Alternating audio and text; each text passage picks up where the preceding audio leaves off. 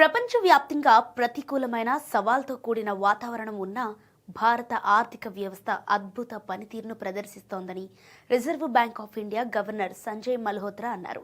Indian economy బలమైన వృద్ధిని నమోదు చేయడానికి సిద్ధంగా ఉందని కూడా ఆయన చెప్పారు.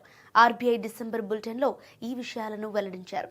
దీనికి సంబంధించిన మరిన్ని విషయాలను ఈ వీడియోలో చూద్దాం. ద్రవ్యోల్బణ అంచనాలు వృద్ధికి అనుకూలంగా ఉన్నాయని సంజయ్ మల్హోత్రా పేర్కొన్నారు. స్థూల ఆర్థిక స్థిరత్వాన్ని సాధించేందుకు కేంద్ర బ్యాంక్ ఉత్పాదక అవసరాలను తీర్చడం కొనసాగిస్తుందని తెలిపారు.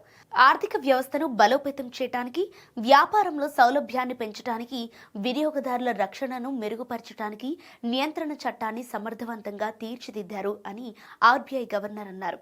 ప్రస్తుత ఆర్థిక సంవత్సరం తొలి అర్ధ భాగంలో దేశంలో ద్రవ్యోల్బణం 2.2% వద్ద ఉండగా అక్టోబర్ ద్రవ్య విధాన సమీక్ష తర్వాత మునుపెన్నడూ లేనంత కనిష్ట స్థాయికి పడిపోయింది.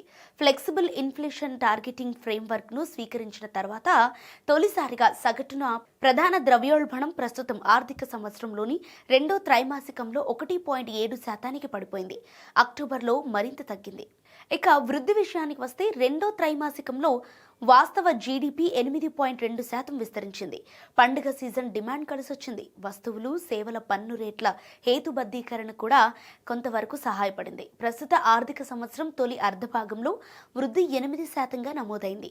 రానున్న రోజుల్లో వ్యవసాయపరంగా సానుకూల పరిస్థితులు, జీఎస్టీ హేతుబద్ధీకరణ ప్రభావం, తక్కువ ద్రవ్యోల్బణం, కార్పొరేట్ మరియు ఆర్థిక సంస్థల బలమైన బ్యాలెన్స్ షీట్లు, ద్రవ్య ఆర్థిక పరిస్థితులు తదితర దేశీయ అంశాలు ఆర్థిక కార్యకలాపాలను కొనసాగించే అవకాశం ఉందని ఆర్బీఐ గవర్నర్ ప్రధానంగా ప్రస్తావించారు.